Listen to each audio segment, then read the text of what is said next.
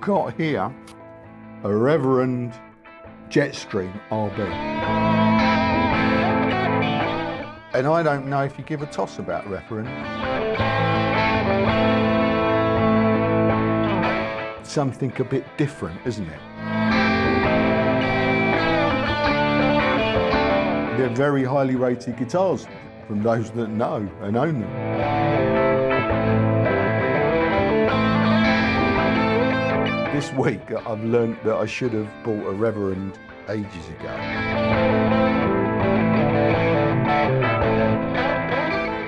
You should care about this guitar.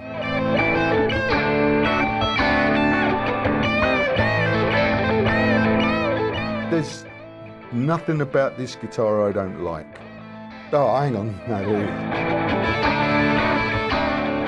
is. Guitaristas is proudly supported by Gear for Music. Hello, thanks for joining us. Welcome to the Guitaristas. So it's been a while, it's been 6 years and numerous requests, but finally, we're going to review a Reverend. I've got here a Reverend Jetstream RB. Now, I've been aware of these guitars, obviously Reverends. I'm aware that they're very highly rated guitars, you know, from those that know and own them. But I've never owned one, I've never bought one, because I buy all the guitars here on the channel to review. And whilst I've looked at these lots of times, to be honest with you, I've always been put off by the price. These are about 900 quid, 900 British pounds new. And I think they retail for about 1100 US dollars. So it's a lot of spondoolies to splash out on something a bit different, isn't it? And I've had my fingers burnt before. I've bought some stuff before. Fano, I bought a Fano guitar once, quite expensive. And I thought, after a few weeks, probably days, I'm thinking, what did I get this for? It's not a Gibson or a Fender. I mean, that's the truth of the matter. I'm a brand whore. I know what I like. And sometimes I think, oh, I like that. But it turns out you don't, doesn't it? You go, what did I do that for? And you lose the money. It's happened with Fanos, it happened with Fret King, stuff like that. Oh, they're all great guitars, but they're not what I know I like. So I've never bought a Reverend. Fortunately, this was a much easier choice. It's probably my favourite colour as well, orange. But this was for sale in my local music emporium, the Southend Music Exchange. Fine purveyors of used guitars, 499 quid, 499 pounds. Well, that's a no-brainer, isn't it? So as soon as I saw it, I snapped it up. And, well, that's great, isn't it? It's good news because it means we can finally review a Reverend. And if I don't like it, I can flip it and not loot. Well, I might even earn a bit of money out of it, mightn't I? Spoiler alert, though, I think I might like it. Well, let's find out. We're going to do a deep dive review now. We're going to take it all apart. We're going to do all the weights and measures. We're going to have a look under there, put a new set of strings on, and play it, see what it sounds like, through several amplifications. You know the score. Go and get yourself some refreshments, because it will take a little while. Get some snacks, some nibbles, a beverage or two, and come back and let's chill out and see what Reverends are like, eh? Yeah, let's do it. Now, my first impression of this when I get it home is, although I didn't pay that much for it, I can see perhaps why they cost best part of £1,000. It looks like quality and it feels like quality. It's got a Carina body. So Carina, highly rated tone wood, It's highly rated whether or not you believe it's good tone wood or not. Carina, or black limber, as they call it. Solid, it's 3 pieces by the looks of it. 3 pieces. Let's weigh the guitar. It's not especially light. What is it? Oh yeah, it's almost sort of bang on 8 pounds, which is 3.63 kilos. So this is from Reverend's bolt-on series, which I assume means they also do a set neck series. But I'll be honest with you, I haven't done a huge amount of research or any research on Reverend's range, partly because, well, this is a used guitar. I know you can still get this particular model, not necessarily in this colour, but yeah, this model still seems to be available around about 900 quid here in the UK. But I also do know that Reverend have just relaunched or completely consolidated their new range. Okay, so where this fits in, I don't know.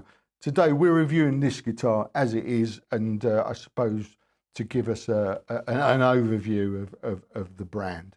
So the neck is bolt on. It's made of roasted maple. Let's get the strings off and have a closer look. You may have noticed already that it's got a vibrato. This is a Wilkinson's system vibrato, highly rated, isn't he, Trevor Wilkinson, for his hardware. Because of that, I'm just going to remove this back plate first, because it's like the Strat system, isn't it? Yeah, two pivot, or whatever they call it. Let's get that off. Still got the plastic on that, which is always nice, isn't it? I just noticed actually the neck plate, 6 screws, and obviously it's got the Reverend logo engraved, embossed, whatever. There you go. It's 3 springs, Strat style. It says, what does that say? Very claw. I'll take a picture of that for you. Okay, back to the job in hand. We've got lock-in tuners on this guitar. These are called Reverend pin lock tuners. So we have to loosen them all. And the strings come out really easily. I didn't used to be a fan of lock-in tuners, but I think I've learned subsequently that actually that can be quite handy. I don't subscribe to the fact that they help with tuning stability at all. I honestly don't. I just think that they make it easier to put strings on. I don't think they help with tuning stability at all. Only because I've really ever had a problem with tuning stability with normal tuners. I think that you just need to learn how to tune a guitar properly. Funny I said that because actually I made a film a while ago where I couldn't apparently tune a guitar while I was in a guitar shop.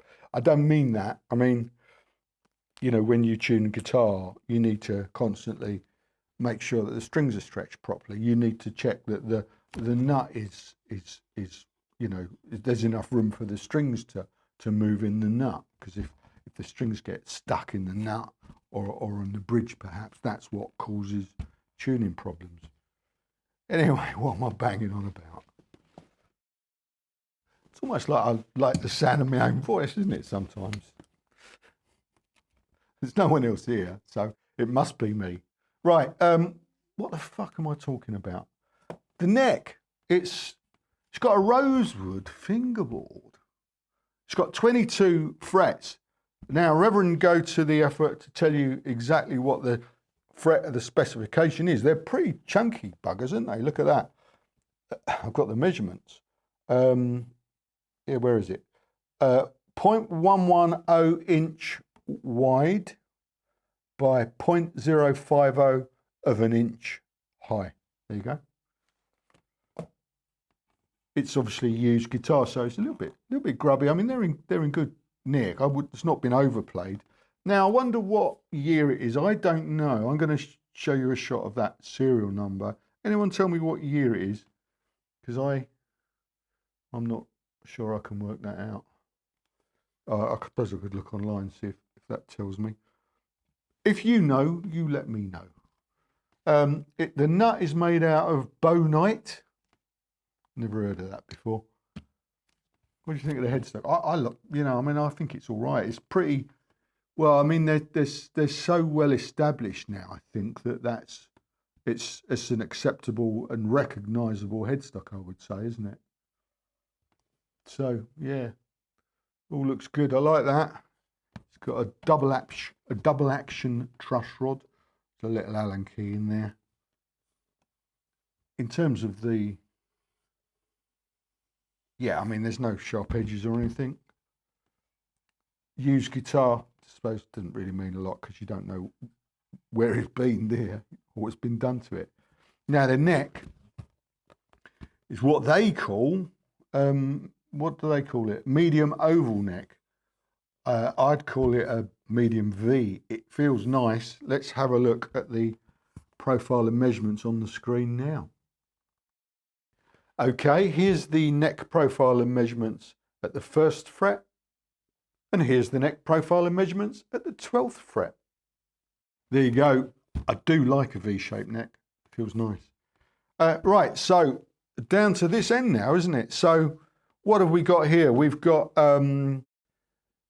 volume, tone, and bass contour control. 3-way switch.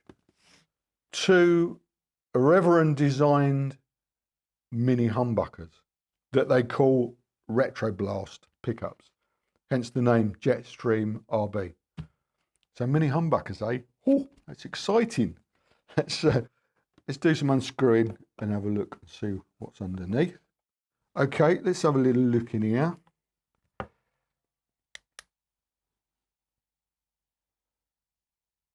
Shielding paint. Alpha pots, made in Korea. I think this guitar is made in Korea, actually. I mean, I can't, and I won't begin to try and explain the wiring. Obviously, it's got this bass contour switch, which complicates things somewhat. It's got a PCB style, fairly robust looking 3-way switch there, and various capacitors. It's got one on the bass contour between the outer and inner lug. It's got one on the tone control between the back of the pot and the center lug, and it's also got one on the volume control between the inner and outer lug. So there you go. Make of that what you will. Let's pop that back down in there. Nice little pearloid 3-ply pickguard.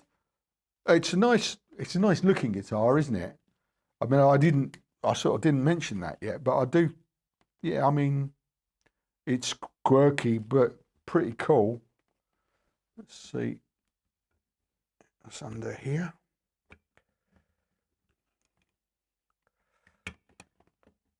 Not much cable is the answer. Okay. There's nothing to see anyway. There's a hole. It's a bolt on neck, so obviously you can't see any tenon. A little bit of dust. No marking on the back of that pickup at all.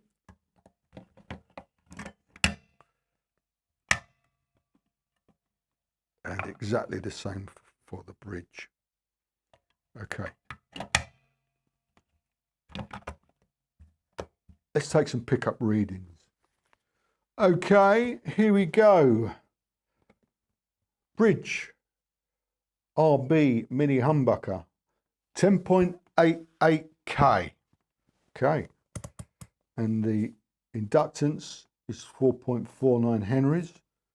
Over to the neck, much lower reading, 6.58K, with an inductance of 2.94 Henrys. And let's take a middle reading, 4.13 kilo ohms. Okay, what we're going to do now, screw it all back together, put a new set of strings on, plug it in and see what it sounds like. See you in a minute. Right, here we go. I've got a new set of Ernie Ball regular slinkies on it, 10 through 46. I put 10s on because I thought they might help with the stability, what with it, you know, having a tremolo. I must say, it seems pretty solid, the tuning. I've been mucking around with it a bit. It's very sensitive, this vibrato, and I'm not really used to, you know, Fender style or Strat style trems at all. So I'll probably be a little bit ham-fisted if I use it. I will try and use it a little bit. Yeah. All right, let's see what it sounds like plugged in. Oh no. Right, so we've got a volume control, we've got a tone control and a three-way switch. So they work as you'd expect. And obviously volume only, you can only adjust the volume of both pickups. Yeah, that's it. Yeah, you know, if you can't, they've not got individual volumes. You know what I'm saying, don't you? And they've not got individual tones. But there's this, which is what they call a bass contour. So we'll find out what that does in a sec. We'll start off on the bridge pickup. We'll start off with the Princeton 65. And it sounds like this. See what I mean? It's really...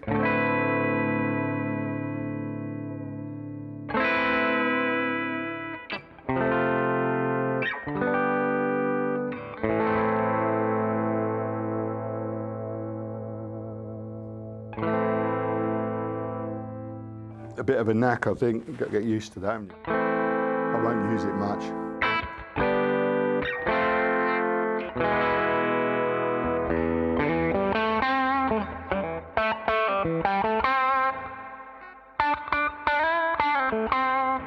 Sounds all right, doesn't it?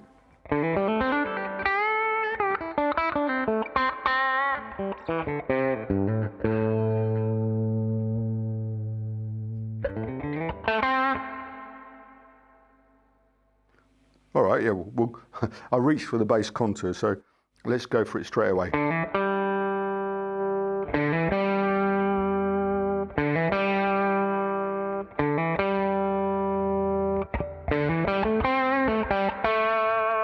It's like a balls control, isn't it? It gives you a bit more.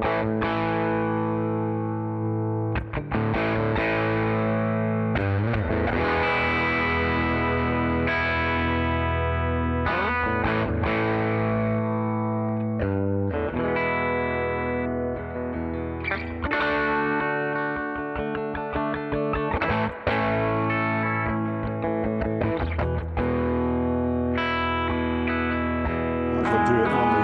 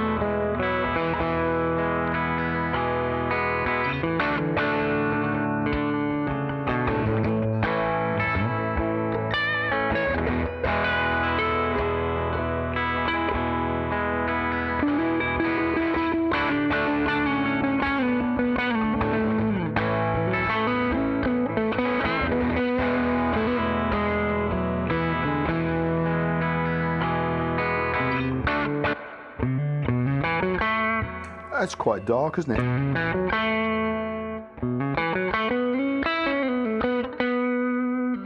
The neck, that is.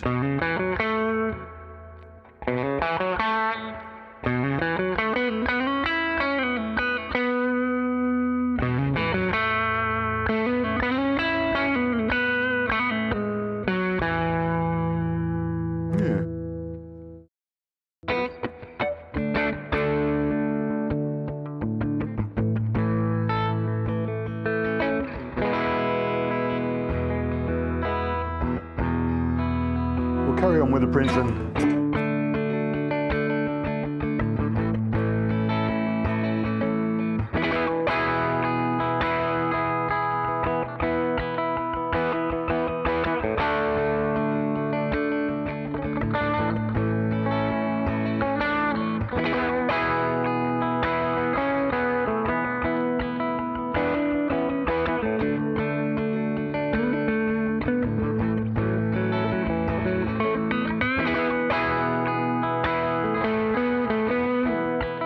loving the neck.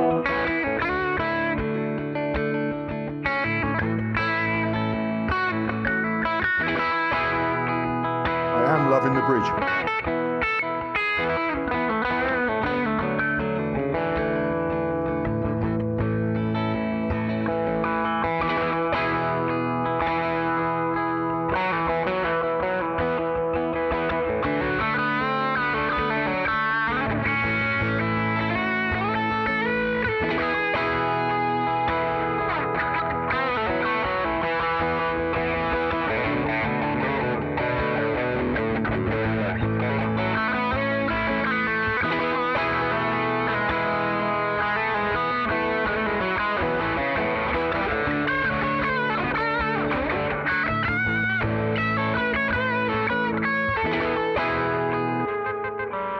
Oh, I don't want to peak too early, do I?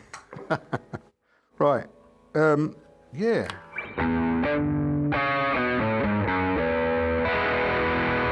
So that was the Klon clone and the ODR1.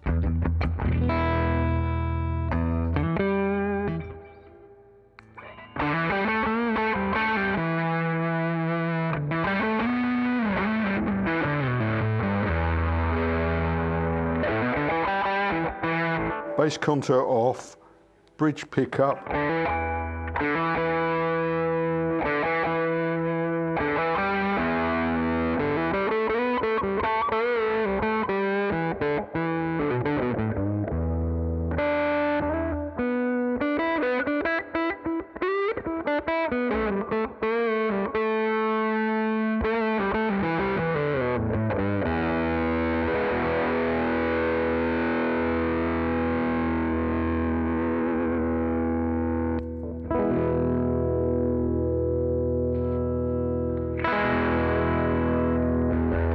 Let's so yeah, there you go. There's some noises really. Let's have some more noises. So that was just the Princeton 65 with a few pedals. I mean, it's a great amp, isn't it? I don't care what anyone says. It does everything you want. Couple of pedals. It's got such a lot of great headroom and stuff. Let's just skip over to the Vox. Now, here's the thing. Last week, if you saw, I rigged up the Vox AC15. So we've got 3 amps behind us now, if you weren't aware of that, if you didn't see last week. We've got a Fender Princeton 65, we've got a Marshall JCM 800 Studio Classic, and we've got a Vox. Last week it was the Vox AC15. This week I came in, I turned it on, and it blew up. It went bang. Now, honestly, I didn't mention it last week, but when I turned it on last week, it was making some very strange farting noises for a little while, and then it calmed down and it was fine and you heard it. This week, I turned it on, it made a very large farting noise, and then nothing. So, I've swapped the Vox this week for another Vox. Fortunately, I've got a couple of Voxes actually. I've got a couple of Vox AC30s. So what I've done is I've dug out, or I've brung from downstairs, the Vox AC30, I don't know what is, C1H I think it is. It's the AC30 head, and I've plugged it into a Vox ham-wired 2x12, an Alnico Blue 2x12. Here's a shot of it so you can see what it looks like. I've dialed in a sound to start with on it. I mean, it's not the definitive sound that you can get from this amp. I've got it on the 3 watt setting. The great thing about this head, again, I'd forgotten, it's got a built-in attenuation. It's an AC30, so it's got a 30 watt setting. It's also got a 3 watt setting or a 1/3 of a watt setting, okay? I stuck it straight on 3. This is the sound that I got from it. If we go to the red on that amp switcher, this is what it sounds like at the moment. Bridge pickup, bass contour off at the moment.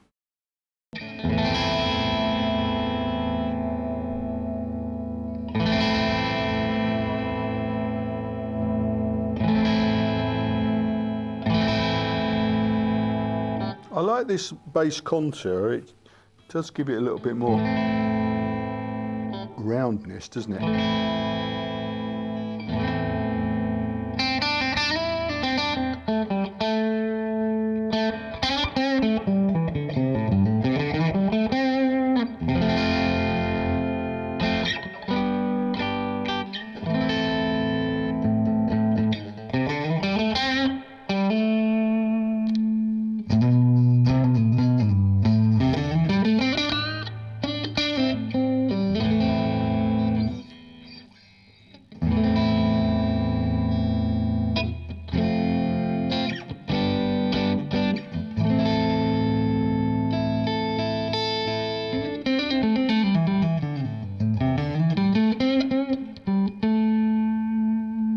Quite different, isn't it?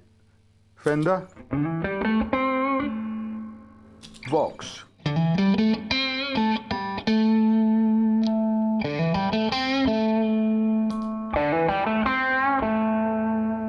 Together.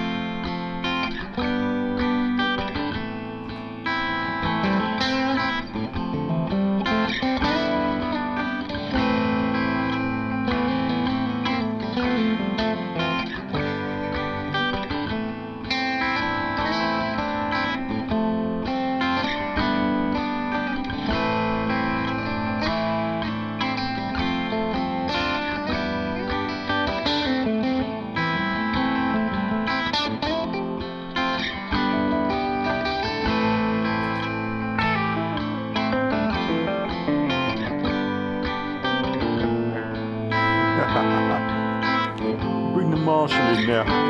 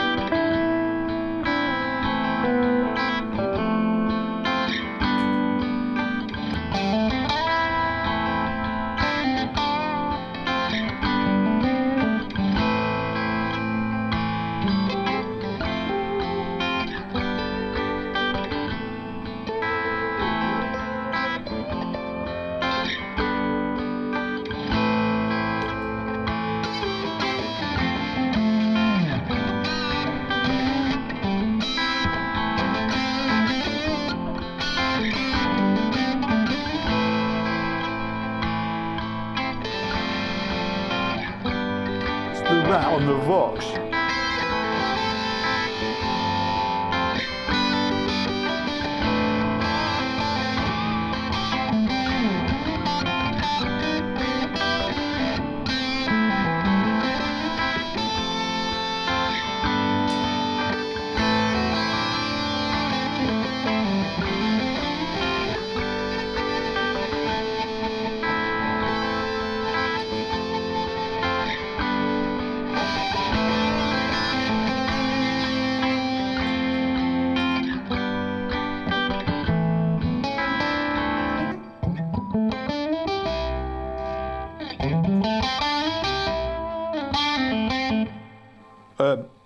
the problem obviously with having all these amps to play with is that it's more about the amps than the guitar, isn't it?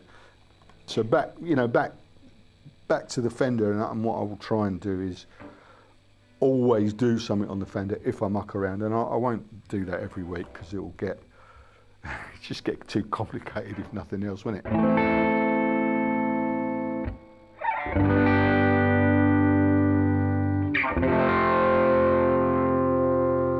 Guitar sounds great, doesn't it?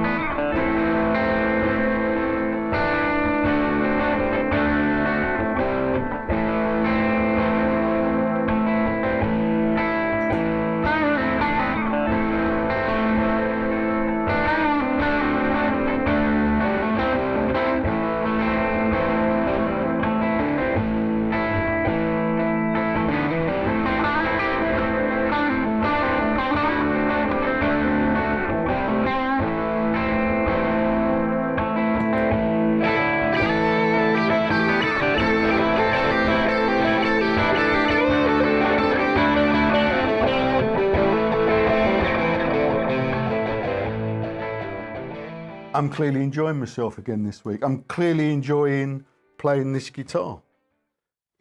It's great. I'm quite embarrassed that I hadn't played a Reverend guitar until now.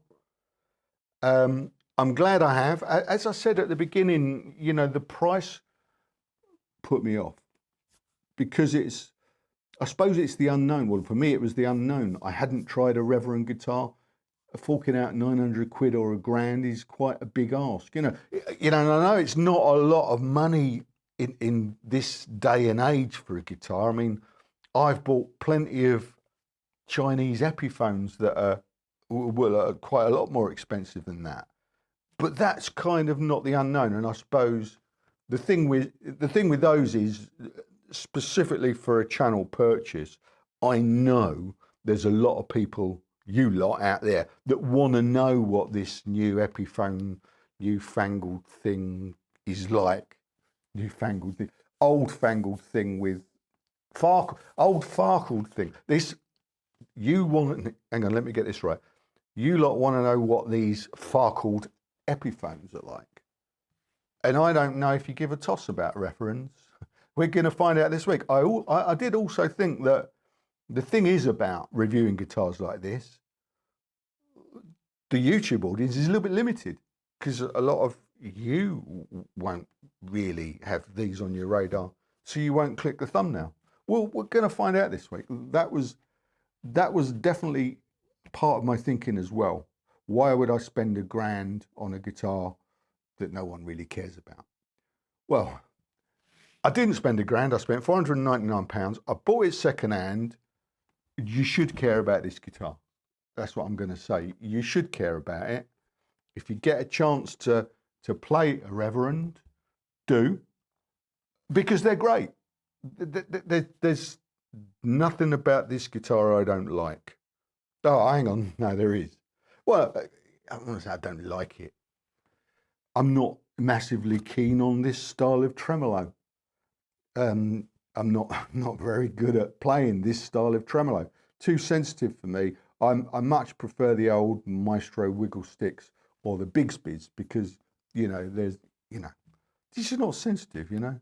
I'm not really a sensitive player. As I say, I'm a little bit too ham-fisted to do anything usable, musical, shall we say, with that.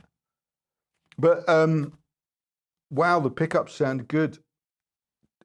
I did say that the neck was a little bit dark, but as you heard, when I switched on to a different amp, the Vox, then, you know, obviously that wasn't as evident. So that's a good, you know, that's a kind of a lesson we can learn here, that you can't judge a guitar just based on the amp that you're plugged into. It's so much more about, so much about the amp, isn't it? I'm going to say so much more about the amp.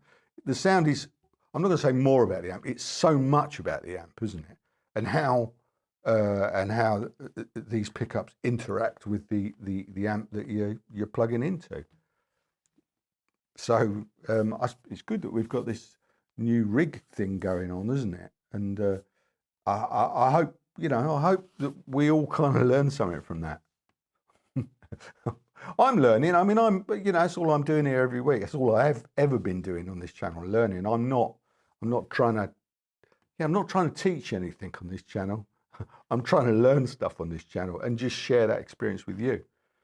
This week, I've learned that I should have bought a Reverend ages ago, because I'm really digging this guitar, and I'm gonna hang on to it. The design, I love the design. I love the color. I love the effort that's gone into the build. Obviously, the materials are good. There's some nice design touches. And was it designed? I'll just read that.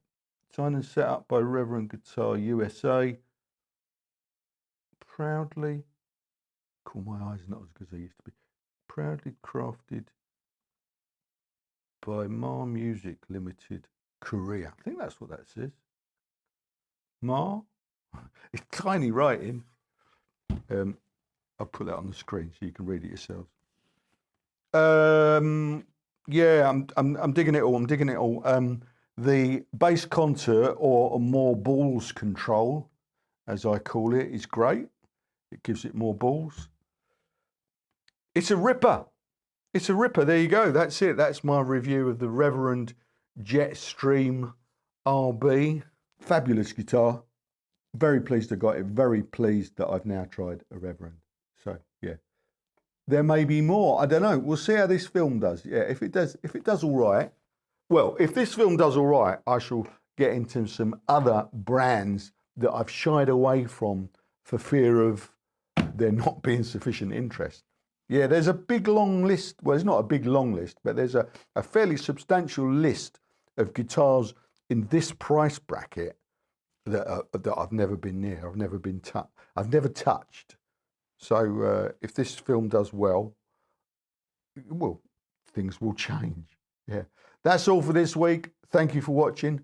Thank you, Gear for Music, for supporting this channel. Massive shout out to them. They support this channel week in, week out, regardless of what we do. I mean, this has got nothing to do with Gear for Music, is it? You can't buy Reverend from Gear for Music, I don't think. So yeah, thanks to Gear for Music for supporting us. Thank you all the members over on the TV channel for supporting me. It massively makes it. I mean, I couldn't do this for YouTube revenue. That sucks.